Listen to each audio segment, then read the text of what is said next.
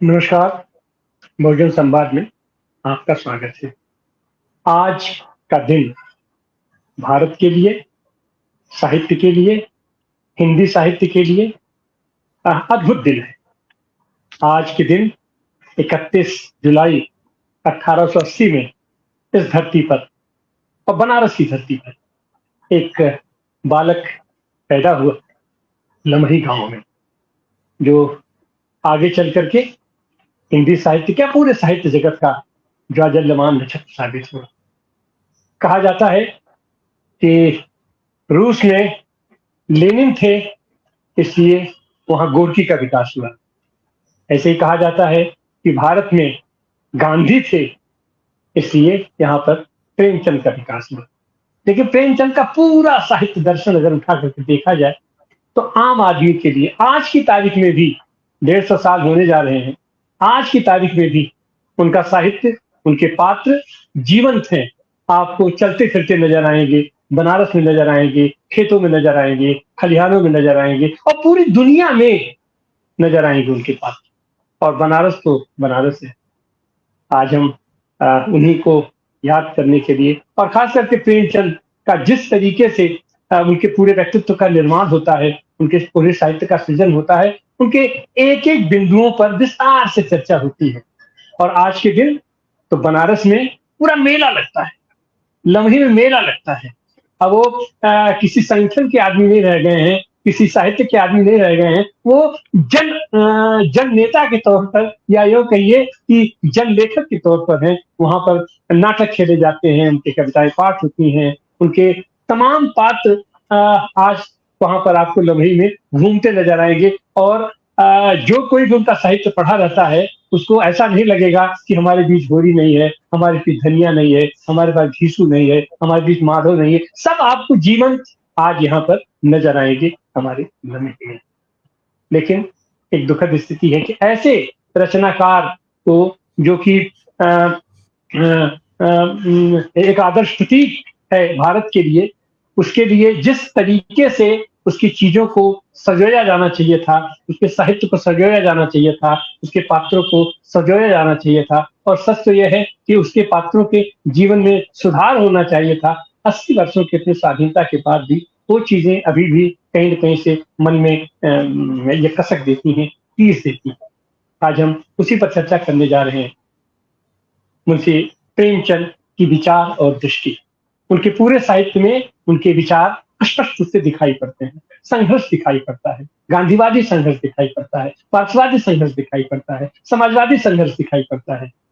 और खास करके जो उनकी उपलब्धि है उस समय स्वाधीनता आंदोलन में योगदान देने के लिए लेखकों का संगठन, प्रगतिशील लेखक संघ की स्थापना, प्रगतिशील लेखक संघ का गठन, और उस प्रगतिशील लेखक संघ के माध्यम से पूरे देश के लेखकों को, साहित्यकारों को, बुद्धिजीवियों को एक मंच पर लाना और एक मंच पर ला करके स्वाधीनता संग्राम में उन्हें झोंक देना।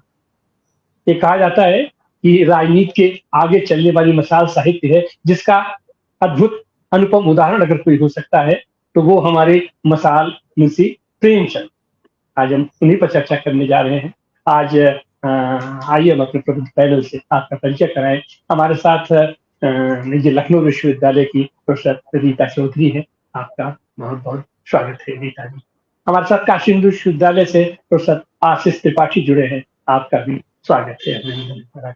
हमारे साथ निज समकालीन निज संपादक डॉक्टर संजय श्रीवास्तव जुड़े हैं। आप प्रगतिशील लेखक संघ के प्रदेश सचिव हैं, राष्ट्रीय सचिव हैं। आपका स्वागत है। और हमारे साथ जुड़े हैं सूरज बहादुर थापा जी, प्रोफेसर सूरज बहादुर थापा जी, लखनऊ विश्वविद्यालय में हिंदी विभाग में है। आपका भी स्वागत है। और हम शुरू करते हैं आशीष त्रिपाठी जी से। आशीष त्रिपाठी जी प्रेमचंद हमारे बनारस के थे और खास करके 125वीं वर्षगांठ जब उन्होंने मनाया था तो पहली बार शायद लेखकों का ही उसमें हमको याद आता है। अभी कल हम उन्होंने याद किया था प्रोफेसर नामोर सिंह को। प्रोफेसर नामोर सिंह थे, शिव कुमार शुक्ला जी थे, मसरला महेश्वरी थी, राजेंद्र यादव थे और सारे लोगों के प्रयास से बनारस में लम्हे में प्रेमचंद स्मारक की स्थापना हुई थी और हम आभारी हैं उस समय तत्कालीन मुख्यमंत्री मुलायम सिंह यादव के। उन्होंने वो भी मंच पर थे और फिर जयपाल रेड्डी ये केंद्रीय संस्कृति मंत्री थे और इन लोगों ने एक नींव डाली थी। लेकिन वह जो परिकल्पना उस समय की गई थी, आज की तारीख में भी इतने दिनों में भी वो परिकल्पना साकार नहीं हो पाई है और काशी हिंदू विश्वविद्यालय को ही उसकी भी जिम्मेदारी दी गई है। तो इन सारे संदर्भों में और खास करके प्रेमचंद की विचार और दृष्टि पर आपके विचार, आप कैसे याद करेंगे आज मुंशी प्रेमचंद जी को? डॉक्टर साहब, सबसे पहले बहुत बहुत धन्यवाद आपको कि बहुजन संवाद के माध्यम से आपने हम सबको प्रेमचंद को याद करने और अपने बहुत ही प्रिय लेखक, और जैसा आपने कहा कि जनता के लेखक, रामविलास शर्मा ने उन्हें जनता का शिक्षक कहा है। जनता के एक ऐसे लेखक जो जनता के शिक्षक भी हैं, जो सिर्फ जनता के अंतर्विरोधों पर भी उतनी ही गहराई से बातचीत करते हैं, ऐसे प्रिय लेखक पर बात करने का आपने अवसर हम सबको उपलब्ध कराया। प्रेमचंद के बारे में बात करते हुए सबसे पहले मुझे दो बातें याद आती हैं। पहली बात तो ये कि प्रेमचंद ने जब लिखना शुरू किया और प्रेमचंद जब अपने उरूज पर पहुंचे, अपने चरम पर पहुंचे, तो ये भारतीय स्वतंत्रता संग्राम का दूसरा चरण था। पहला चरण 1857 से 1905 तक चलता है। दूसरा चरण 1905 से 1929 तक, यानी कांग्रेस के लाहौर अधिवेशन तक और भगत सिंह और चंद्रशेखर आजाद की शहादत तक चलता है। और तीसरा दौर 1929-30 से 1947 तक चलता है। ये जो दूसरा दौर है आजादी की लड़ाई का, इस दौर के सबसे प्रतिनिधि भारतीय लेखक हैं प्रेमचंद। प्रेमचंद एक ऐसे लेखक हैं जिन्हें आप स्वतंत्रता की चेतना का सर्वोच्च प्रतिनिधि कह सकते हैं। प्रेमचंद के समूचे लेखन में जो सबसे केंद्रीभूत और महत्वपूर्ण बात है, वो है भारत के स्वतंत्रता संग्राम की चेतना का रूपायन, और शायद उनसे बेहतर, उनसे प्रभावशाली तरीके से किसी और भारतीय लेखक में नहीं होता। जब हम ये बात कहते हैं कि प्रेमचंद भारतीय स्वतंत्रता संग्राम की समग्र चेतना के प्रतिनिधि या वाहक थे, या उसका रूपायन कर रहे थे, उसकी अभिव्यक्ति कर रहे थे, तो हमारा ध्यान दो बातों की तरफ जाता है। सबसे पहले ये कि भारतीय जनता दो शक्तियों से संघर्ष कर रही थी उस युग में। स्वतंत्रता संग्राम जिसका नाम है, असल में वो सिर्फ राजनीतिक आजादी का नाम नहीं है, बल्कि वो एक बहुपरतदार एक आजादी की संकल्पना स्वतंत्रता संग्राम के उस दूसरे दौर में उभरती है। तो दो मुख्य संघर्ष थे भारतीय जनता की। पहला संघर्ष था उपनिवेशवाद और साम्राज्यवाद से संघर्ष। इसका प्रकारांतर से अर्थ हुआ पूंजीवाद से संघर्ष, क्योंकि उपनिवेशवाद और साम्राज्यवाद पूंजीवाद की दो रणनीतियां या दो अवस्थाएं हैं विशेष। इसके लिए भारत में एक बड़ा राजनीतिक आंदोलन अलग अलग खेमों द्वारा संचालित और नियोजित हुआ। तो ये जो उपनिवेशवाद साम्राज्यवाद विरोधी चेतना है, पूंजीवाद विरोधी चेतना है, ये प्रेमचंद की विचारधारा में केंद्रीय स्थान हासिल करती है। लेकिन यह संघर्ष हो और उसके साथ दूसरा संघर्ष ना हो तो आजादी की लड़ाई अधूरी हो जाती है, स्वतंत्रता की संकल्पना अधूरी हो जाती है। और वो संघर्ष है भारतीय सामंतवाद से संघर्ष। प्रेमचंद एक ऐसे लेखक हैं जो उपनिवेशवाद, साम्राज्यवाद और पूंजीवाद से संघर्ष करते हुए भारतीय जनता के आंतरिक संघर्ष को, साम्राज्यवाद और उपनिवेशवाद से संघर्ष बाहरी संघर्ष है, यानी बाहरी शक्तियों से संघर्ष करना है, लेकिन सामंतवाद से संघर्ष असल में अपने ही लोगों से संघर्ष करना है। और ये सामंतवाद नाम की चीज है जिसे मैं कह रहा हूं, वो अकेले नहीं है। सामंतवाद के साथ धर्म सत्तावाद है, जिसे अनेक बार हमारे मार्क्सवादी विचारकों ने, अंबेडकरवादी विचारकों ने और वो बहुजन आंदोलन की जो चेतना है उसके नेतृत्वकर्ताओं ने ब्राह्मणवादी चेतना कहा है। सामंतवाद, धर्म सत्तावाद यानी कि ब्राह्मणवाद और पितृसत्तावाद, इनका एक अद्भुत किस्म का गठजोड़ है, गठजोड़ था, गठजोड़ है। प्रेमचंद की यह महत्ता है कि उन्होंने पूंजीवाद की दो अवस्थाओं, उपनिवेशवाद और साम्राज्यवाद से संघर्ष किया, और साथ साथ ही सामंतवाद, धर्म सत्तावाद यानी कि ब्राह्मणवाद और पितृसत्तावाद से भी संघर्ष किया। इस तरह प्रेमचंद एक ऐसे लेखक हैं जिन्होंने आजादी की संकल्पना को एक महा आकार दिया, एक दीर्घ आकार दिया। यानी आजादी एक छोटे मोटे आख्यान का या छोटे मोटे स्वप्न का नाम नहीं रह गई, बल्कि आजादी एक महास्वप्न हो गई, जिसमें एक तरफ भारत की राजनीतिक आजादी उपनिवेशवाद से शामिल है, तो दूसरी तरफ सामंतवाद से, धर्म सत्तावाद से, ब्राह्मणवाद से, पितृसत्तावाद से आजादी है। तो इसलिए इस तरह आप देखेंगे कि प्रेमचंद के समूचे साहित्य में 5 केंद्रीय चिंताएं उभर कर आती हैं इन दोनों संघर्षों के साथ। पहली चिंता भारत के किसान की चिंता है। आज आनंद जी आप देख रहे हैं, आपने कहा भी अपने प्रारंभिक नोट में कि बहुत कुछ नहीं बदला है। मैं तो ऐसा नहीं कहूंगा कि बहुत कुछ नहीं बदला है, लेकिन जितना बदल जाना चाहिए था उतना कुछ नहीं बदल गया है।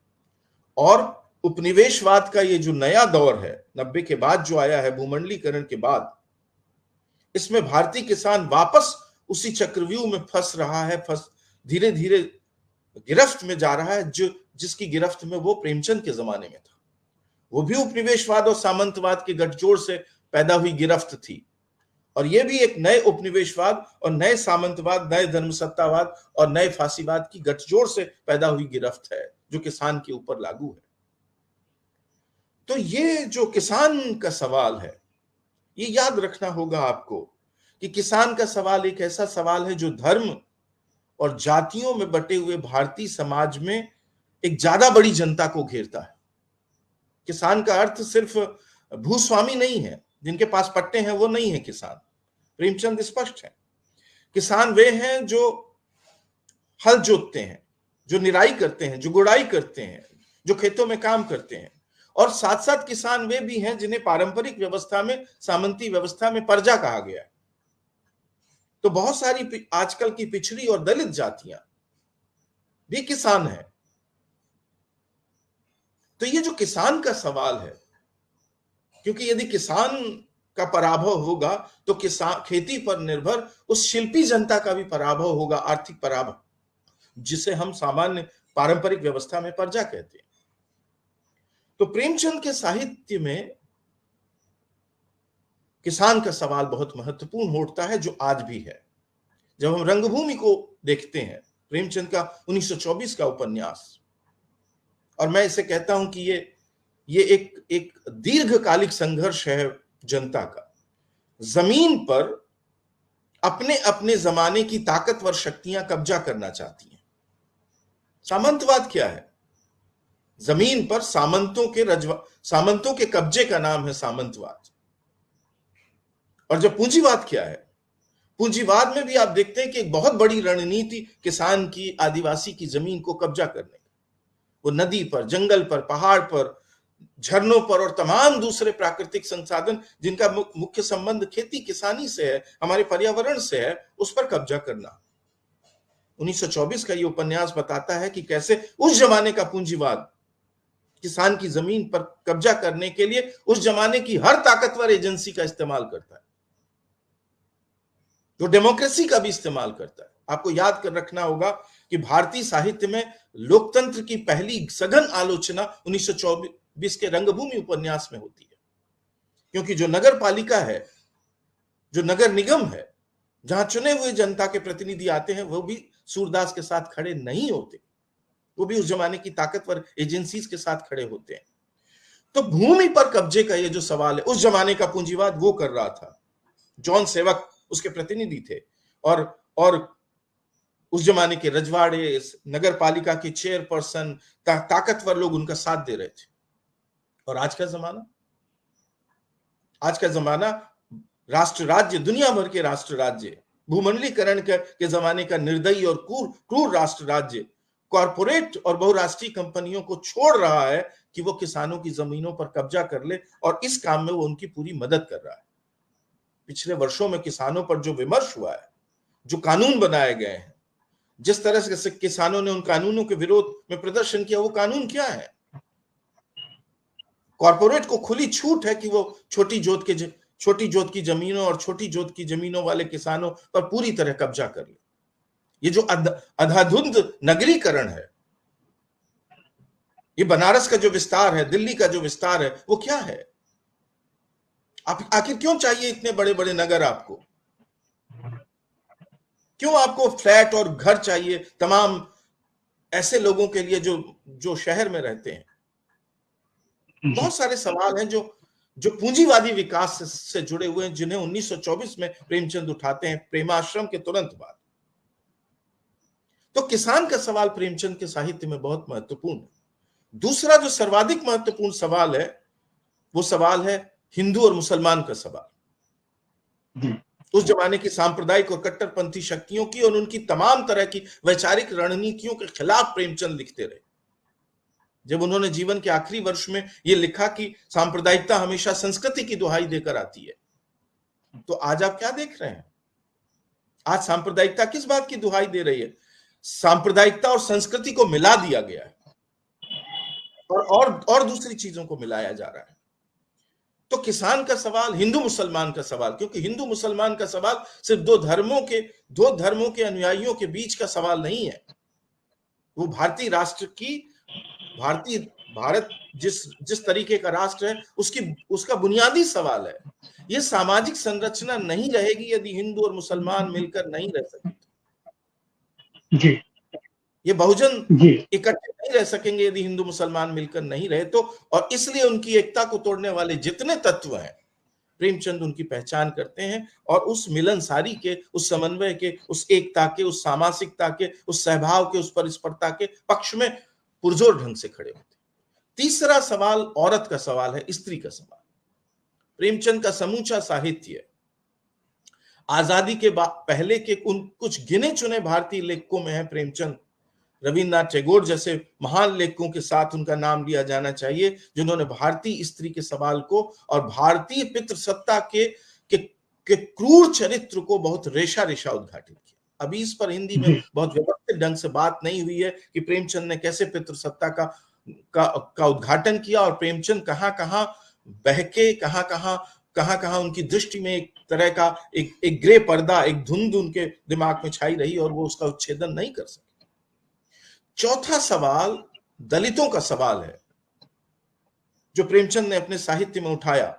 और जब स्त्री के सवाल को, किसान के सवाल को, प्रेमचंद के सवाल को आप सामने रखते हैं, तो यह सवाल भारतीय सामंतवाद, पितृसत्तावाद और धर्मसत्तावाद के गठजोड़ पर प्रेमचंद की जो समझ है, उसको समझे बगैर नहीं बढ़ा जा सकता है। मैं देखता हूं, हम सब देखते हैं कि 1990 के बाद प्रेमचंद के दलित संबंधी चिंतन पर तरह तरह के सवाल उठाए गए, लेकिन मूल चेतना क्या है? एक सवाल का जवाब हमें हमेशा याद रखना चाहिए। क्या प्रेमचंद दलितों को दलित बनाए रखने वाली व्यवस्था, जिसकी शीर्ष वैचारिकता का नाम ब्राह्मणवाद है, क्या प्रेमचंद ब्राह्मणवाद के समर्थक हैं? क्या प्रेमचंद ने अपने साहित्य में ब्राह्मणवाद की क्रूर और दलित विरोधी रणनीतियों के प्रति मौन साधे रखा है? या प्रेमचंद ब्राह्मणवाद की हर तरह की रणनीति की मुखालफत करते हैं, विरोध करते हैं? इसलिए चित्रण में कहीं कहीं कोई असंगति होगी, हो सकती है, संभव है, हो जाती है। कई बार महान लेखकों के यहां भी ये असंगतियां देखी जाती हैं, लेकिन मूल वैचारिक चेतना क्या है? और मैं बिल्कुल विनम्रता से ये कहना चाहता हूं कि प्रेमचंद की साहित्य की मूल वैचारिकता ब्राह्मणवाद विरोधी है। इसलिए प्रेमचंद आजादी के पहले के उन गिने चुने लेखकों में शामिल हैं जिन्होंने दलितों के उद्धार नहीं, उस जमाने की एक प्रमुख दलित विचारधारा जो दलितों की बात करती थी, उसमें एक बड़ा शीर्ष विचारधारा दलितों के उद्धार की थी। प्रेमचंद दलित उद्धार की बात नहीं करते, प्रेमचंद दलितों के समान हकों की, आजादी की, समानता की, न्याय की, बंधुत्व की बात करते, सामाजिक लोकतंत्र की बात करते हैं। इसलिए ये 4-5 प्रमुख सवाल हैं। किसान का सवाल, हिंदू मुसलमान का सवाल, दलित का सवाल और स्त्री का सवाल जो प्रेमचंद के साहित्य में सबसे कीमती जगह घेरते हैं। डॉक्टर साहब, मैं ये कहना चाहता हूं आखिरी बात, जो बात आज मुझे एक साहित्य के अध्येता और विद्यार्थी के रूप में बहुत अधिक आकर्षित करती है। आज हमारे जमाने के बहुत सारे बड़े लेखक, महत्वपूर्ण लेखक, समाज के छोटे हिस्सों के लेखक हैं। यानी जो ये संपूर्ण यथार्थ है, समग्र यथार्थ, उसके किसी छोटे हिस्से पर फोकस करते हैं। इस तरह से वो जो छोटे हिस्से के जो फैले हुए संबंध हैं दूसरे यथार्थ से, यथार्थ के दूसरे हिस्सों से, हमारी कई बार उस पर नजर नहीं जा पाती। प्रेमचंद एक ऐसे लेखक हैं जिन्होंने भारत के और खासतौर पर हिंदी भारत के सामाजिक यथार्थ को संपूर्णता में पेश किया। इसलिए उनके यहाँ किसान का सवाल, दलित का सवाल, स्त्री का सवाल, हिंदू मुसलमान का सवाल, गांव का सवाल, विकास का सवाल, सामंतवाद का सवाल, धर्म सत्तावाद का सवाल, सब एक दूसरे से मिले जुले हैं। कोई एक सवाल अकेले हल नहीं किया जा सकता। जी सर, बहुत बहुत धन्यवाद। सब सवाल एक साथ हल होंगे तभी ये समस्याएं हल होंगी। बहुत बहुत धन्यवाद। जी सर, बहुत बहुत धन्यवाद। अब हम चलते हैं प्रोफेसर रीता चौधरी जी के पास। आप अनम्यूट कर लीजिए अपना। रीता जी, प्रेमचंद जी के बारे में कहा जाता है कि वो तो ये मार्क्सवाद से प्रभावित रहे हैं, समाजवाद से प्रभावित रहे हैं, लेकिन गांधी उनके पूरे और खास करके गांधी की पूरी जीवन दृष्टि हम उनमें समाहित देखते हैं। उनका साहित्य आप उठा करके देखिए, विधवा विवाह से लेकर के सामाजिक कुरीतियों से लेकर के, तो एक सर्वांगीण लेखक के रूप में, एक सर्वांगीण साहित्यकार के रूप में हमको मुझे प्रेमचंद दिखाई पड़ते हैं। आपकी प्रोफेसर रीता चौधरी। जी मेरी आवाज आप लोगों को पहुंच रही है? जी। सबसे पहले तो मैं कथा सम्राट मुंशी प्रेमचंद जी को अपना श्रद्धा सुमन अर्पित करती हूँ। मंच से जुड़े हुए सभी बुद्धिजनों को मैं अपना प्रणाम करती हूँ। मित्रों, अभी आशीष त्रिपाठी जी ने बहुत सारी बातें की हमारे सम्मुख, चाहे वो स्त्री का प्रश्न हो, दलित का प्रश्न हो या किसान का प्रश्न हो। मेरी दृष्टि में किसी लेखक या कवि की महानता की मूल कसौटी यही है कि वह समयानुकूल कितना प्रासंगिक है। प्रेमचंद के साहित्य को आज जब हम पढ़ते हैं तो हमको चाहे दलित प्रश्न हो, स्त्री प्रश्न हो, किसान का प्रश्न हो, वो दिखलाई पड़ता है। और उसमें जब डूब जाइए, बिहारी ने एक जगह कहा है कि तंत्री नाद कवित रस सरस राग रतिरंग अन्न बूढ़े बूढ़े तरे जे बूढ़े सब अंग। मतलब साहित्य में डूब करके अगर आप उसका आनंद लेना चाहते हैं तभी उसका आनंद मिल पाएगा। कई वर्षों से प्रेमचंद को पढ़ते पढ़ाते मैंने आज ये महसूस किया है कि प्रेमचंद ने अपने जीवन में जो कुछ भी देखा, जो कुछ भी सुना, जो कुछ भी महसूस किया, उसको अपनी आंखों से ओझल नहीं हुए। और यही कारण है कि वो समयानुकूल प्रासंगिक है। प्रेमचंद ने एक बात कही थी, वो ये कि मैं साहित्य उसी रचना को मानता हूं जिस रचना में दिल और दिमाग को झकझोर देने की कला या शक्ति। प्रेमचंद ने जो कुछ भी लिखा, चाहे स्त्रियों पर, चाहे दलितों पर या किसानों पर, वो रचनाएं आज हमें झकझोर देती हैं। उदाहरण के लिए एक फ्रेंच लेखिका है, उन्होंने कहा था कि स्त्री पैदा नहीं होती, स्त्री बनाई जाती है। बहुत प्रसिद्ध है सिमोन द बोवा की ये उक्ति कि स्त्री पैदा नहीं होती है, स्त्री बनाई जाती है। तो स्त्री कैसे बनाई जाती है प्रेमचंद के साहित्य से ही आप लोग देखिए। कहने को तो बहुत कुछ है प्रेमचंद के बारे में। अगर स्त्री प्रश्न को उठाया जाए तो चाहे वो सेवा सदन हो, चाहे वो गबन हो, चाहे वो निर्मला हो, बहुत सारी कहानियां हैं जिसमें उन्होंने स्त्री को केंद्र में रख करके उनकी समस्याओं को उठाया। मैं स्त्री भारतीय समाज में, इस पितृसत्तात्मक समाज में स्त्री कैसे बनाई जाती है, प्रेमचंद की उस रचना को ध्यान करिए।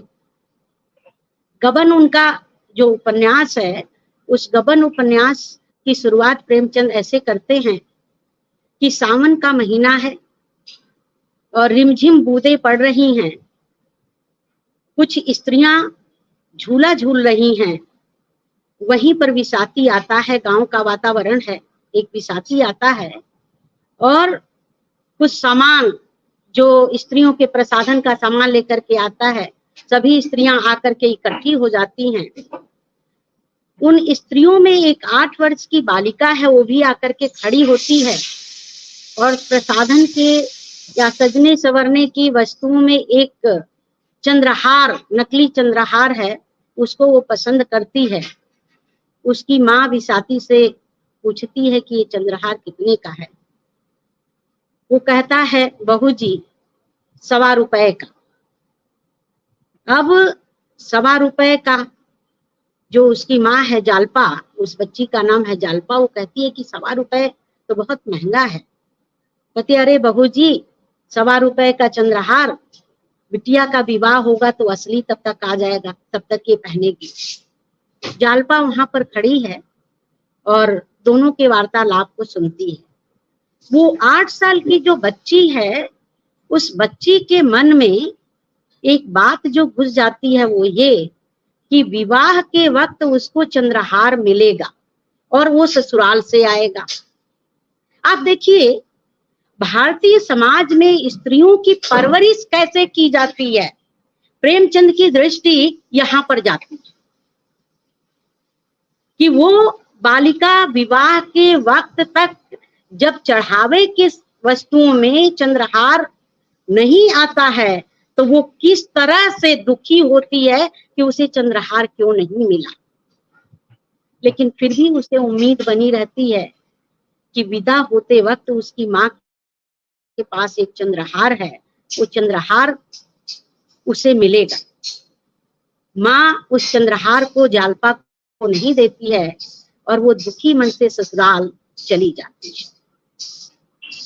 ससुराल जाने पर रमानाथ के द्वारा उसके गहने कैसे चोरी कर लिए जाते हैं, वो दुखी रहती है।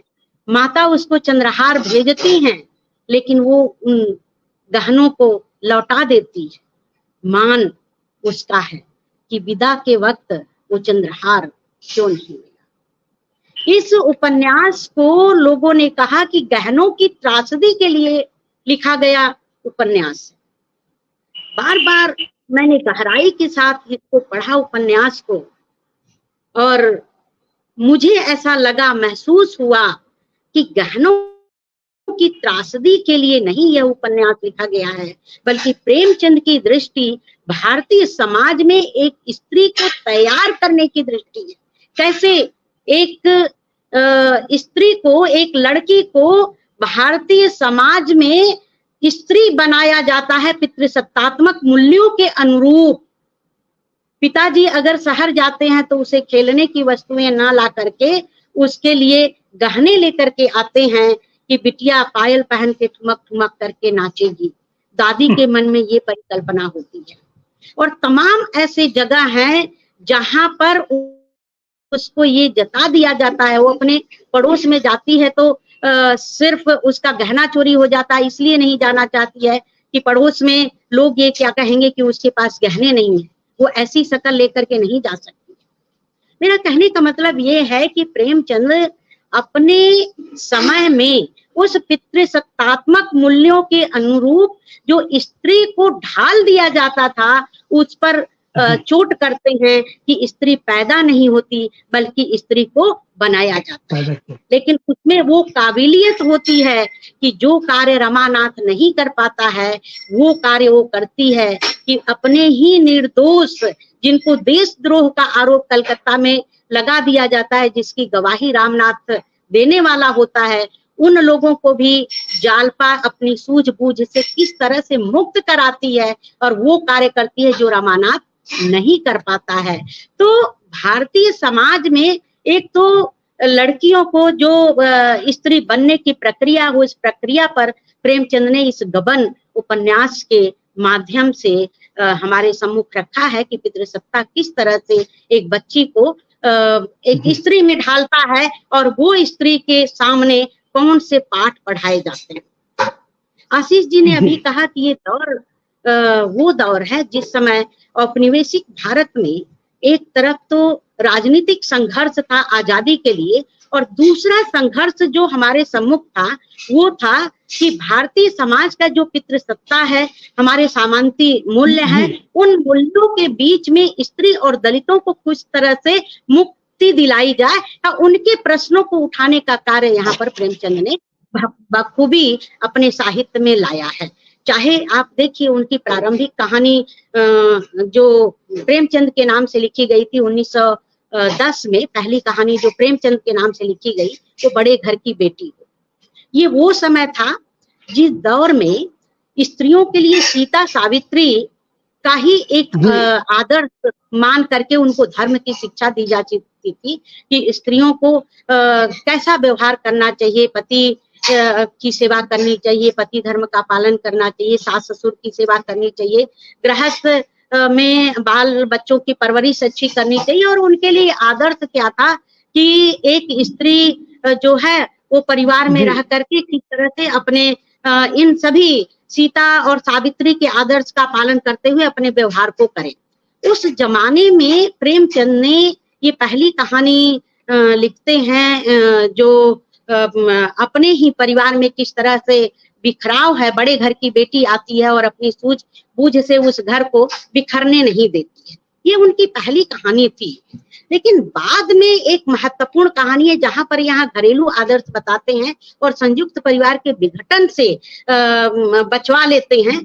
वहीं पर एक तावान कहानी भी प्रेमचंद लिखते हैं जो स्वदेशी आंदोलन के दौर में लिखी गई एक महत्वपूर्ण कहानी है, जिसमें एक भारतीय नारी अम्बे या जिसको अम्बा कहा जाता है कि कहानी को लेकर के लिखा गया है। ये कहानी मुझे इतनी जबरदस्त कहानी लगती है कि छकौड़ी लाल कहानी ये है कि छकौड़ी लाल एक छोटा व्यापारी है और उसकी एक छोटी सी दुकान है। स्वदेशी आंदोलन चलता है, वो स्वदेशी आंदोलन में उसके जो दुकान के जो विदेशी माल है उसको कांग्रेस के स्वयंसेवकों द्वारा बंद कर दिया जाता है, उस पर सील लगा दी जाती है।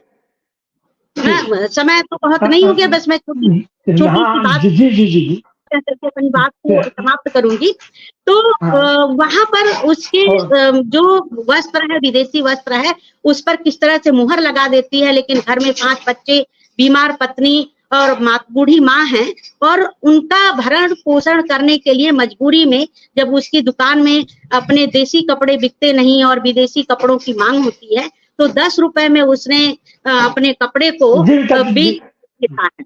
और बेच करके जब 10 रुपए घर पे लाता है तो उसकी पत्नी अम्बे कहती है कि मैं इन पैसों से दवा नहीं लूंगी और इस पैसे को ले जाओ फेंक दो, मैं मर जाना पसंद करूंगी, लेकिन देश के साथ गद्दारी करना मैं नहीं पसंद करूंगी। और उस 10 रुपए को ले जा करके वो कुएं में डाल देता है और उसके ऊपर 101 रुपए का तामान लगता है। और पहले तो वो कांग्रेसियों से लड़ने की कोशिश करती है लेकिन वो लड़ नहीं पाती है। जब उसे पता चलता है कि बस मैं ये समाप्त कर रही हूँ। तो यहाँ पर अम्बे जो है किस तरह से स्वदेशी आंदोलन में साथ देती है और कहती है कि मेरे बच्चे मर जाए, मैं मर जाऊं, लेकिन अपने देश के साथ मैं गद्दारी नहीं करूंगी। तो भारतीय स्त्री स्वदेशी आंदोलन के दौरान सिर्फ घर और परिवार को ही नहीं संभालती है, बल्कि अपनी राष्ट्रीय भावना के तहत अपने को किस तरह से मर मिटने को तैयार है, इस पर प्रेमचंद ने इतना सुंदर इस कहानी के माध्यम से प्रभाव डाला है, ये तो देखते ही बनता है। मैं सिर्फ इतनी ही बात कहूंगी कि चाहे स्त्री प्रश्न हो, चाहे दलित प्रश्न हो या किसान का प्रश्न हो, इस औपनिवेशिक भारत में सामाजिक जो समस्याएं हैं, उन समस्याओं को प्रेमचंद ने अपने साहित्य के माध्यम से किस तरह से हमारे सम्मुख रखा है, ये हमारे लिए बहुत बड़ी बात है। और आज हमें सोचने की जरूरत है कि प्रेमचंद का योगदान इस साहित्य जगत को क्या रहा है। इस पर हम बहुत बहुत धन्यवाद, आप लोगों ने मुझे याद किया। नमस्ते। बहुत बहुत धन्यवाद। हमारे साथ जुड़ चुके हैं नलिनी रंजन सिंह जी, आप जनवादी लेखक संघ के प्रदेश सचिव हैं। आपकी टिप्पणी ललित जी, अभी भी चर्चा हुआ किसानों के संदर्भ में और खास करके स्त्री के संदर्भ में, आपकी टिप्पणी प्रेमचंद की विचार और उनकी दृष्टि। अनम्यूट कर लीजिए। हाँ, बहुत बहुत धन्यवाद अशोक जी, और सभी को नमस्कार। थापा जी को, संजय भाई को और रीता जी को, आशीष जी नहीं दिखाई दे रहे हैं, उनको भी। दरअसल मुझे जुड़ने में देर हुई क्योंकि हमारे यहाँ फैकल्टी सुबह की है, तो मेरी क्लास थी। जी बात रखिए सर। हाँ, तो मैं आज सबसे पहले तो बहुत खुशी की बात है कि हम लोग प्रेमचंद के जन्मदिन की पूर्व संध्या के पूर्व ही प्रेमचंद को याद कर रहे हैं। हाँ, क्या हुआ, कोई दिक्कत? नहीं, आपने बात रखिए। जी, तो बहुत खुशी की बात है। और जब हम प्रेमचंद की चर्चा करते हैं तो जाहिर सी बात है कि जो एक शब्द अभी इस्तेमाल किया रीता जी ने, मैं वहीं से बात को आगे बढ़ा रहा हूँ। औपनिवेशिक शब्द का इस्तेमाल किया, तो औपनिवेशिक सत्ता के ही काल में प्रेमचंद का पूरा जीवन बीता। 1880 से 1936 तक का पूरा समय भारत के उपनिवेश रहने का एक समय है। और उस दौर में लिखी गई जो रचनाएं थीं, और खास तौर से प्रेमचंद के जो पत्र हैं, उसमें भी जो मुंशी दयानारायण निगम को उन्होंने पत्र लिखे, वे पत्र जो चिट्ठी पत्री भाग 1 और चिट्ठी पत्री भाग 2 में संग्रहित हैं, उसमें भी चिट्ठी पत्री भाग 1 के जो पत्र हैं, वे उनकी, आपने विचार की बात की अशोक जी, तो मुझे लगता है कि उनकी वैचारिक दृष्टि को समझने के बहुत बड़े माध्यम हैं, कालक्रम को समझने के बहुत बड़े माध्यम हैं उनके जो पत्र हैं। जैसे मैं, चूंकि समय आपने बहुत जो बताया था उसको सम्मान करते हुए मैं सीधे मुद्दे पे रख रहा हूँ। एक पत्र उन्होंने मुंशी दयानारायण निगम को लिखा था 6 जुलाई 1918 को, और ये पत्र कब था, जबकि दयानारायण निगम सरकार से सहयोग करने की नीति अपना चुके थे और सरकार वार जर्नल जारी कर रही थी, और दयानारायण निगम चाहते थे कि उसके उर्दू संस्करण की जिम्मेदारी मुंशी प्रेमचंद निभाए। तब मुंशी प्रेमचंद ने एक पत्र लिखा उन्हें 6 जुलाई 1918 को कि अब मैं सरकारी अखबार नवीस क्या बनूंगा, अगर अखबार नवीस बनना तकदीर में है तो गैर सरकारी आजाद अखबार नवीस बनूंगा। जंग के मुतालिक मजमीन लिखने की भी इस वक्त मुझे फुर्सत नहीं है, बस इसी अपनी रफ्तार कदीम पर चलूंगा। बीए करके किसी प्राइवेट स्कूल की मास्टरी और एक अच्छे अखबार की एडिटरी और कुछ पब्लिक काम, यही मिराजे जिंदगी है। अखबार मजदूरों किसानों का हामी और मुआविन होगा। ये पत्र है जो 6 जुलाई 1918 को लिखा हुआ। तो उससे स्पष्ट हो जाता है कि प्रेमचंद की दृष्टि क्या रही हो। एक आदमी जो नवाब राय के नाम से लिखता है सोजे वतन की, उसकी कहानियां आती हैं और वो कहानियां जब्त कर ली जाती। आप जानते हैं कि 1908 में वो संग्रह आया, 1909 में उसे अंग्रेजों ने जब्त कर लिया। जब उन्हें पता लगा कि धनपत राय हैं नवाब राय के नाम से लिखने वाले, तो किसी तरह से उनकी नौकरी तो बच गई, लेकिन नवाब राय नाम चला गया। और फिर जो जिस कहानी की बात कर रही थी, बड़े घर की बेटी, 1910 में प्रेमचंद के नाम से वो पहली कहानी आई। हालांकि हिंदी में जब उन्होंने लिखना शुरू किया तो हिंदी में उनकी लिखी गई पहली कहानी साउथ 1915 में आती। मुंशी प्रेमचंद जब पहली नौकरी करने के लिए चुनार में गए थे, तो चुनार में नौकरी करने के दरमियान पहली नौकरी थी, एक फुटबॉल मैच में उन्होंने गोरों की पिटाई कर दी। जाहिर सी बात है कि नौकरी नहीं चलनी थी, और 1 साल बाद ही वहां से वो नौकरी से निकाल दिए गए थे। पिता की मृत्यु हो चुकी थी, बड़े भाई थे, मेहताब राय छोटे थे, तो घर चलाना था। 10 रुपए की नौकरी थी, लेकिन वो करने गए थे, और वहां से जब बाहर आए तब जाकर के उनको फिर आगे नौकरी मिलती है प्राइमरी स्कूल के टीचर की, और फिर कैसे वो प्रतापगढ़ कानपुर होते हुए हमीरपुर जाते हैं, जब फिर वो SDI बनते हैं। तो उनका जो पूरा का पूरा जीवन है, अगर उसको आप देखें, आर्य समाज से प्रभावित थे। वो तमाम हिंदू धर्म की जो बुराइयां हैं, मुस्लिम धर्म की जो बुराइयां हैं, उन पे हमले करते हैं, और जो आर्थिक संस्कृति है उस पर भी वे टिप्पणी करते हैं। कहते हैं अब न कोई हिंदू संस्कृति है, न कोई मुस्लिम संस्कृति है, अब एक संस्कृति है, वह आर्थिक संस्कृति। तो प्रेमचंद उस पूंजीवादी सत्ता को भी समझते हैं। आप रंगभूमि उपन्यास उनका उठा करके देख लीजिए। सिगरेट के कारखाने को लगाने के लिए पांडेयपुर की भूमि के अधिग्रहण का जो प्रस्ताव है, उसको आज आप स्पेशल इकोनॉमिक जोन के संदर्भ से जोड़कर देखिए, किस तरह से भूमि के अधिग्रहण का मामला आज किया जा रहा है। और प्रेमचंद बहुत पहले एक नायक को खड़ा करते हैं, और नायक ऐसा खड़ा करते हैं कि उपन्यास में नायक को अपदस्थ भी करते हैं। उपन्यास में अगर शिल्प की दृष्टि से प्रेमचंद की समीक्षा की जाए तो एक बड़ा क्रेडिट प्रेमचंद को पहली बार जाता है, 1 या 2 क्रेडिट। उसके पहले के जो उपन्यास लिखे गए खत्री जी के प्रभाव में, उनमें एक किस्सा गो को संबोधन है। अब आगे सुनिए, आगे देखिए, आगे क्या होता है। प्रेमचंद वहां उस चीज को खत्म करते हैं। किस्सा गो को संबोधित करने की परंपरा को खत्म करके किस्सा गोई की शैली में अपनी बात इस तरह से करते हैं कि शैली बनी रहती है, संबोधन खत्म होता है। और दूसरा ये कि वे नायक जो एक बड़ा फलक पे आता था, उस नायक को अपदस्थ करते हैं। आप देखिए कैसा है रंगभूमि का नायक, जो सूरदास है, अंधा है, भिखारी है, दलित है, उस नायक को वो केंद्र में ले आते हैं। होरी को देख लीजिए, होरी की क्या स्थिति करते हैं।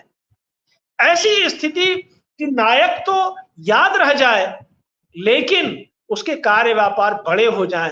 और आप याद करें होरी को तो किसान जीवन की त्रासदी से समेकित करके याद करें। बिना किसान जीवन की त्रासदी का जिक्र किए होरी का जिक्र नहीं हो सकता। वे अंतरजातीय विवाहों का संदर्भ ले आते हैं। गोबर और झुनिया का उतना नहीं है, लेकिन माता दीन सिरिया का तो है कि माता दीन जी, अगर आप हमको बाभन नहीं बना सकते तो हम तो आपको चमार बनाएंगे, और बनना होगा। तो ये बात तो वो आदमी कब कर रहा है? 1936 या उसके पहले कर रहा है वो आदमी। तो जिसकी ऐसी वैचारिक दृष्टि हो, यही रहते हुए लखनऊ में जब वो चौगाने हस्ती की रचना कर रहे थे, जो आगे 1925 में रंगभूमि के नाम से छपा, तो वो इसी अमीनाबाद के पार्क में नमक बनाने का सत्याग्रह चल रहा था। तमाम लोगों को बीड़ा दे करके भेजा। आप देखिए कि आगे चल के शिवरानी देवी भी अरेस्ट होती हैं, वो शामिल होते हैं। और शुरू में तो गर्म विचारों के, तिलक के समर्थक हैं, गोखले के नहीं। हाँ, 1921 तक आते आते जब गोरखपुर में उनकी पोस्टिंग थी, और 15 फरवरी 1921 को जब वो रिलीव होते हैं अपनी नौकरी से, उसके बाद उन पर जो प्रभाव पड़ता है वो गांधीवाद का एक चरम प्रभाव उन पर दिखाई देता है। आप प्रेमाश्रम में देख लीजिए, जिस तरह से प्रेम शंकर के माध्यम से उस जमींदारी व्यवस्था को एक आदर्श पे ले जाकर के खत्म करने की कोशिश करते हैं। वो ब्रिटिश औपनिवेशिक सत्ता में अवध के संग्राम, जो किसान संग्राम है, उससे जोड़ करके उस उपन्यास को देखिए तो आप जी जी आपका नेटवर्क फ्रीज कर गया है। आपका नेटवर्क फ्रीज कर गया है, तो ये बीच में फोन आ रहा था, तो बलराम और जी। बलराज और मनोहर जैसे चरित्र वो ले आते हैं। ऐसे चरित्रों के माध्यम से वो एक को कारपोरेट सदस्य बनाते हैं, तो किसान की सत्ता एक तरह से वो स्थापित करते हैं। और ये सारी चीजें रंगभूमि में कहता है लड़का कि दादा अगर हमारी झोपड़ी क्या 100 बार जला देंगे तो हम 100 बार बनाएंगे। तो रंगभूमि का नायक कहता है कि हाँ सूरदास, कि 100 बार नहीं 1000 बार अगर जला देंगे तो हम 1000 बार जलाएंगे, 1,00,000 बार जला देंगे तो हम 1,00,000 बार बनाएंगे। ये गांधीवाद का पूरा असर आप रंगभूमि में देख लीजिए, आप अनमेल विवाह के संदर्भों को निर्मला में देख लीजिए, आप कर्मभूमि को पढ़िए। तो प्रेमचंद के उपन्यास, यहां तक कि कहानियां, औपनिवेशिक सत्ता को एक मेटाफर के जरिए दो बैलों की कथा जैसी अद्भुत कहानी में वो बयान कर देते। रूपक हैं, हीरा और मोती तो रूपक हैं, नरम दल गरम दल के रूपक हैं। कि सांड को मारना है तो वो दोनों को मिलके चलना होगा, अकेले सांड को नहीं मार पाएंगे। तो आप प्रेमचंद को बहुत साधारण संदर्भों से उठा के बड़े संदर्भ तक देखे। मैं तो आश्चर्यचकित हूं कि एक आदमी जिसने कि अपनी जिंदगी के 60 साल भी नहीं बिताए, 56 साल जिया आदमी, 1903 में पहली बार लिख रहा है वो आदमी उर्दू में, 1915 से हिंदी में लिखने के लिए आ रहा है। वो आदमी इतना अपरिमित साहित्य, इतने उपन्यास, 301 कहानियां हिंदी और उर्दू की मिला के, इतना हंस के संपादकीय, जागरण के संपादकीय, माधुरी, और इसके अलावा कहां कहां मास्टरी, मारवाड़ी स्कूल, काशी विद्यापीठ, प्राइमरी स्कूल, एसटीआई नौकरी करते हुए, कहां कहां प्रेस, सरस्वती प्रेस का किस्सा तो आप सबको पता है, उसको दोहराने की जरूरत नहीं है। और इतने पत्र, 282 एक में, 282 एक में रोज इतने पत्र, इतने वैचारिक लेख, इतनी पुस्तक समीक्षाएं, इतने अनुवाद, 3 नाटक। मैं तो हतप्रभ हूं कि वो आदमी जो कलम का अपने को मजदूर कहता था, कैसे एक वैचारिक तेज के साथ धार बनाए रखते हुए रोज इतना लिखता था कि वो विपुल साहित्य, जिसको हम लोग चाहें तो पलटने में भी शायद साल लग जाए, वो उस आदमी ने इस हिंदी साहित्य को दिया है। उनके अवदान को हम कभी भुला नहीं सकते। आपने 7-8 मिनट दिया था मुझे लगता है मैं उससे ज्यादा समय ले लिया हूँ, और बात रखने पर तो उनके सारे उपन्यास और कहानियों पे तो वो सारी बात होगी। वो 30 और 31 जुलाई का कार्यक्रम सब लगा हुआ है, उनमें बात रखी जाएगी। आज अन्य लोगों से भी हम लोग सुनेंगे। बहुत बहुत धन्यवाद।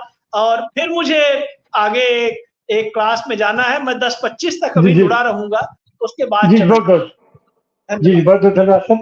अब हम चर्चा पूर्वक ये जो प्रोफेसर सूरज थापा तो आपसे अभी कहा कि अगर सांड से लड़ना है, अगर सांड से जीतना है, उसको परास्त करना है तो मिलकर चलना पड़ेगा। तो आज के संदर्भ में प्रेमचंद की विचार दृष्टि आपकी टिप्पणी प्रोफेसर सूरज। सभी साथी वक्ताओं को नमस्कार और सारे व्यूअर्स को प्रेमचंद जयंती की बहुत शुभकामनाएं। यह बड़ा सुखद है कि प्रेमचंद जयंती हिंदी साहित्य में सबसे अधिक लोकप्रिय जयंती मनाने वाले साहित्यकारों के बीच गिने जाते हैं प्रेमचंद। और विद्यार्थी जीवन से मैंने देखा है, जब मैं बंगाल में ग्रेजुएशन की पढ़ाई करता था तो वहां भी प्रेमचंद की जयंती मनाई जाती थी 30 जुलाई को। और वहां मैंने देखा कि जब भी प्रेमचंद की जयंती मनाई जाती है तो उर्दू डिपार्टमेंट के हेड, बांग्ला डिपार्टमेंट के हेड और इंग्लिश डिपार्टमेंट के हेड हिंदी के साथ जरूर शिरकत करते थे। प्रेमचंद भारतीय भाषाओं की एक सर्वमान्य लेखकीय दृष्टि के रूप में स्थापित है, बल्कि यूं कहना चाहिए कि वे भारतीय भाषाओं का एक चेहरा है। एक छोटी सी घटना मैं बताना चाहता हूं कि बहुत साल पहले तेल अवीव विश्वविद्यालय से एक गेनोदी स्लोम्पेयर नाम के प्रोफेसर आए और इतनी साफ और अच्छी हिंदी बोलते थे। तो हम लोगों ने लखनऊ विश्वविद्यालय में आए थे विभाग में, तो हम लोगों ने पूछा, ऐसे घूमते ही आए कि आपने हिंदी कहाँ सीखी, क्या किसी हिंदी मूल के और जी, आपका नेटवर्क कट गया है। आप जी, आवाज आ रही है आनंद जी? हम चलेंगे प्रोफेसर संजय श्रीवास्तव जी के पास। संजय श्रीवास्तव जी, आपकी टिप्पणी प्रेमचंद के हेलो, विचार और दृष्टिकोण। आवाज आ रही है? जी बोलिए बोलिए। जी हाँ, बोलिए। तो उनसे हम लोगों ने पूछा था हिंदी साहित्य आप कुछ पढ़ते हैं? तो कहा कि नहीं, हिंदी साहित्य नहीं पढ़े हैं। बहुत जोर देने पर कहा कि हम प्रेमचंद को पढ़े। मैंने भारत में और भारत के बाहर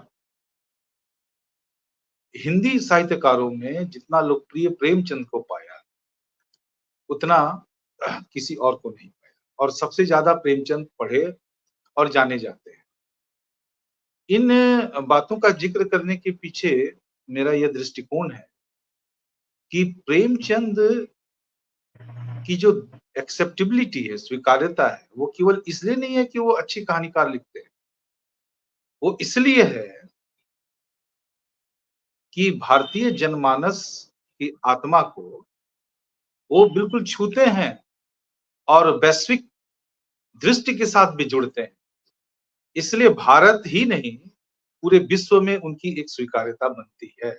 वे पूरे विश्व में और पूरे भारत में हिंदी साहित्य का एक चेहरा है। पहली बात तो ये है। दूसरी बात ये है कि प्रेमचंद की महानता का कारण क्या है? भाई, तुलसी की महानता का कारण क्या गिनाया जाता है? कि तुलसी ने एक राम राज्य की अवधारणा। आज 21वीं सदी में जो विमर्श चल रहे हैं, तुलसी के राम राज्य के बरक्स हम एक बेगमपुरा की अवधारणा देखते हैं। जी हम अमर देश की एक अवधारणा देखते हैं। ये सभी एक सामंती और राजतांत्रिक व्यवस्था में मानव मुक्ति को केंद्र में रखते हुए लोकतांत्रिक सामाजिक व्यवस्था और राज्य बनाने की परिकल्पनाएं थी। प्रेमचंद के पूरे लेखन में हम देखते हैं कि वो औपनिवेशिक दौर में भले लिख रहे थे, लेकिन उसको उस दौर में लिखते हुए वे आगे का एक जो नया भारत बनेगा, स्वतंत्र भारत बनेगा, वह कैसा बनेगा, अप्रत्यक्ष रूप से उसकी परिकल्पनाएं रखते हैं। उनके पूरे लेखन में आप देखिए, जो अब तक उपस्थित नहीं था, अनुपस्थित था, उन सभी अनुपस्थितियों को पूरे पावर के साथ, पूरे ताकत के साथ वो सामने लाते हैं। जैसे गांधी का सबसे बड़ा कंट्रीब्यूशन ये था कि कांग्रेस जैसी एक इलीट पार्टी को उन्होंने जनता की पार्टी में परिवर्तित किया।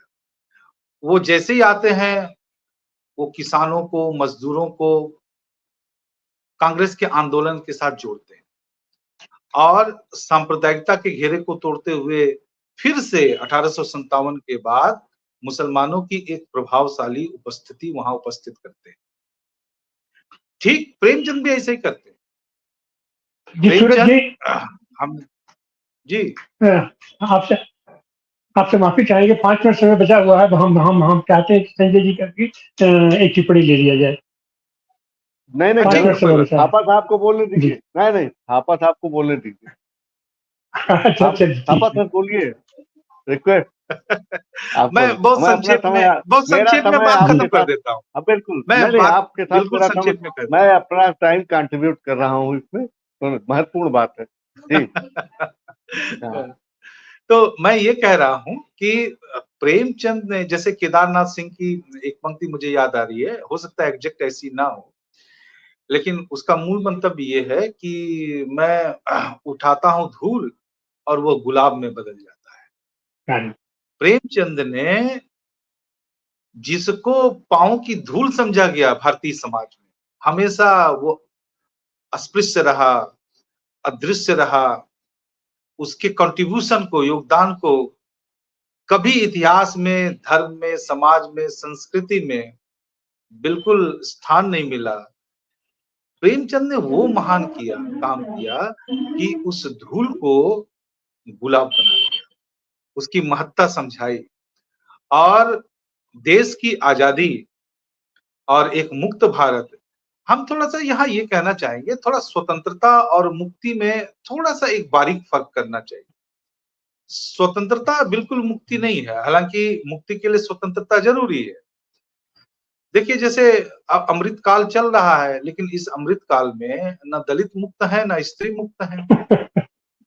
तो स्वतंत्र तो हम हैं ही, अमृत काल में जी रहे हैं। तो प्रेमचंद की दृष्टि उस मुक्ति पे थी जिसको हम लिबर्टी कहते थे। तो केवल राजनीतिक स्वतंत्र भारत नहीं होना चाहिए, मुक्त भारत कैसे होगा। और देखिए एक सोचने वाली बात है कि आप किसी से पूछिए कि दूसरे उपन्यासकारों ने किसी कालजयी मुस्लिम चरित्र का निर्माण किया है तो बहुत कम आएगा। अगर प्रेमचंद ने होरी को अमर बनाया तो हामिद को भी अमर बना दिया। केवल होरी अमर नहीं है, हामिद भी अमर है। और सबसे खूबसूरती यह है कि हामिद और होरी दोनों ही भारतीय समाज के बिल्कुल स्वाभाविक और नैसर्गिक भाग लगते हैं। ऐसा नहीं लगता है कि कहीं से जोड़ दिया गया है, बिल्कुल हमारे जीवन के हिस्से हैं। और इसी तरह से प्रेमचंद ने अपनी मुक्ति की अवधारणा के पूरे लेखन को एक नए भारत के निर्माण के साथ जोड़ा। लोग ऐसा हिंदी साहित्य के इतिहास में कहते हैं कि भारतेंदु आधुनिक भारत के जनक थे हिंदी साहित्य के संदर्भ। लेकिन हमें यह बात बहुत आधी अधूरी लगती है। अगर आप बहुत ईमानदारी और सच्चाई के साथ देखें तो हिंदी साहित्य में आधुनिकता की आत्मा को स्थापित करने वाले प्रेमचंद ही हैं। प्रेमचंद ने जिस तरह से समानता और मुक्ति और भ्रातृत्ववाद इन तीनों के सिद्धांतों को स्थापित किया और एक नए भारत की परिकल्पना दी, वह अपने आप में अद्भुत है। अब ये बात हमारे पूर्व वक्ताओं ने बहुत अच्छे से बताया है, चाहे किसान का सवाल हो, चाहे सांप्रदायिकता का सवाल हो, चाहे आप स्त्री का सवाल करें, चाहे आप प्रेस की बात करें, ये तमाम सच्चाइयों को प्रेमचंद अपने साहित्य में रखते हैं। मैं तो बड़ा साहित्यकार उसी को मानता हूं जो यथास्थितिवाद के विरुद्ध एक सशक्त हस्तक्षेप करने की क्षमता रखता है। और प्रेमचंद की कलम में सचमुच वो ताकत है, वो सचमुच कलम के सिपाही हैं जो कलम की मजदूरी करते हुए इस नवीन भारत को उन मजदूरों और बुद्धिजीवियों का देश बनाना चाहते हैं। तो समय बहुत कम है, मैं प्रेमचंद को नमन करता हूं और इस अद्भुत लेखक को पाकर के हिंदी साहित्य धन्य हो गया है, ये कहने में मुझे कोई संकोच नहीं। धन्यवाद तिवारी जी। बहुत धन्यवाद। संजय श्रीवास्तव जी, आपका समापन वक्तव्य आइए याद करते हैं। समापन वक्तव्य, इतने महत्वपूर्ण वक्तव्यों के बाद समापन का अभी इस बात को जारी रखनी है। आज 30 है, कल 31 है और इस सिलसिले को अभी चलना है। समापन वक्तव्य का कोई तुक नहीं। प्रेमचंद कालजयी रचनाकार है, उनका समापन वक्तव्य हो ही नहीं सकता, वो हमारी जरूरत है। सबसे बड़ी बात इतनी खास और हमारे समय को छूने वाली, हमारे समय को प्रेरित करने वाली बातें हुई हैं आशीष जी ने और नलिन भाई ने, गीता जी ने और आपस ने इन बातें। अब ये सवाल है कि प्रेमचंद ने ये सब किन कारणों से, उनकी प्रेरक शक्तियां कौन सी थी और आज के लेखन में और उसके लेखन में वो कौन सी चीज काम कर रही थी। चंद्रकांता का पाठक कैसे बदलता है और कहता है साहित्य मनोरंजन की वस्तु नहीं है। कैसे वो कहता है कि अब हमें हुस्न का मेयार बदलना होगा, यानी हमें सौंदर्य की कटौती बदलनी होगी। जो सदियों से चली आ रही कुलीन संस्कृति थी, समग्र साहित्य भारत ही नहीं पूरी दुनिया का वो अभिजन का साहित्य है। आप कल्पना नहीं कर सकते थे कि होरी भी नायक हो सकता है, धनिया नायिका हो सकती है। आप कल्पना नहीं कर सकते कि जिनको हम लोग आज हाशिए का समाज कहते हैं, हमारे पूर्व व्याख्यानों में ये बात आई, वो उनकी कल्पना में सबसे जरूरी किरदार बनते हैं, वो मुख्य धारा में उठते हैं।